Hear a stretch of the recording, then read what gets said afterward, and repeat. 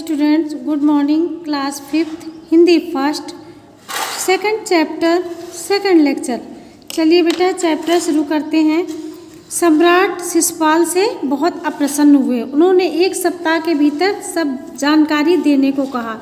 तो शिशुपाल जब अपराधी के बारे में शिशुपाल को जब पता चला तब वो हैरान रह गए कि हमारे रहते ऐसा कैसे हो गया और सम्राट ने उस पहरेदार की हत्या कर दी थी।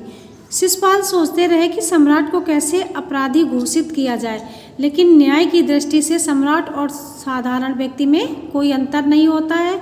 किसने सोचा? शिशुपाल ने। तो अच्छी तरह सोच विचार कर शिशुपाल ने मन ही मन ये तय कर लिया कि अगले दिन वे शांत भाव से दरबार में जाएंगे और सम्राट से पूछेंगे कि आपको अपराधी का पता चला? जी, शिशुपाल ने साहसपूर्वक कहा। जब सम्राट ने शिशुपाल से पूछा तो शिशुपाल ने कहा तो उपस्थित करो। किसने कहा? सम्राट अशोक ने कहा कि उपस्थित करो। सम्राट ने आदेश दिया। तो न्याय मंत्री कुछ पल रुके और फिर सम्राट की ओर संकेत करके कहने लगे कि मैं आदेश देता हूँ कि सम्राट को गिरफ्तार कर लो। दरबार में सन्नाटा छा गया। सम्राट का चेहरा क्रोध से लाल हो गया और वो सिंहासन से उठकर बोले, तुम्हारा इतना साहस? न्याय मंत्री ने सम्राट की ओर देखे बिना जोरदार आवाज में कहा कि देखते क्या हो, अपराधी को गिरफ्तार कर लो। अधिकारी ने सम्राट को हथकड़ी पहना दी और न्याय मंत्री ने कहा, अशोक, तुम पर पहरेदार की हत्या का आरोप लगाया जाता है, बोलो क्या कहते हो? सम्राट ने अपने होंठ भींच लिए। न्याय मंत्री ने फिर पूछा, क्या तुम अपना अपराध स्वीकार करते हो? तो सम्राट अशोक कहते हैं कि हाँ, मैंने पहरेदार को मारा अवश्य है, पर वो उद्दंड था। सम्राट ने कहा, वो उद्दंड था या नहीं, तुमने एक राज कर्मचारी की हत्या की है, तुम अपराधी हो, तो तुम्हें मृत्यु दंड दिया जाता है। तो न्याय मंत्री ने ये निर्णय सुना दिया। अब सभा में शांति छा गई, सभी चुप हो गए। सम्राट ने भी सिर झुका लिया।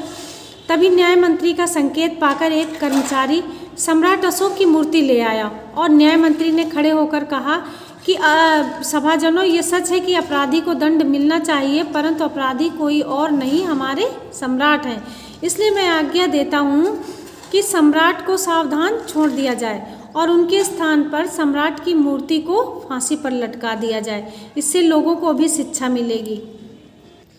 सभा में न्याय मंत्री की जय जयकार गूंज उठी और इसके पश्चात शिशुपाल ने राजमुद्रा अशोक के सामने रखकर कहा, महाराज, आप राजमुद्रा वापस ले लो और मुझसे ये बोझ नहीं उठाया जा रहा। अशोक ने सम्मान भरी दृष्टि से देखते हुए कहा, आपने तो मेरी आंखें खोल दी हैं। आपका साहस प्रशंसनीय है, ये भार आपके अलावा भला और कौन उठा सकता है?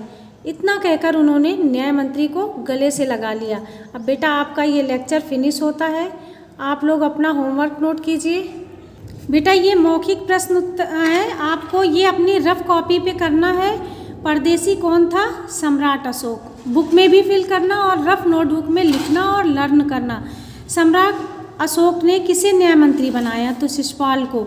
न्याय मंत्री नियुक्त करते समय सम्राट ने शिशुपाल को क्या पहनाया था? राजमुद्रा। पहरेदार का हत्यारा कौन था? सम्राट अशोक। सम्राट अशोक के स्थान पर किसे फांसी दी गई? मूर्ति को, सोने की मूर्ति को फांसी दी गई। अब बेटा ये होमवर्क में रफ कॉपी पे ही करना है और बुक में भी 1 वर्ड आंसर है, ये बुक में भी फिल करना है।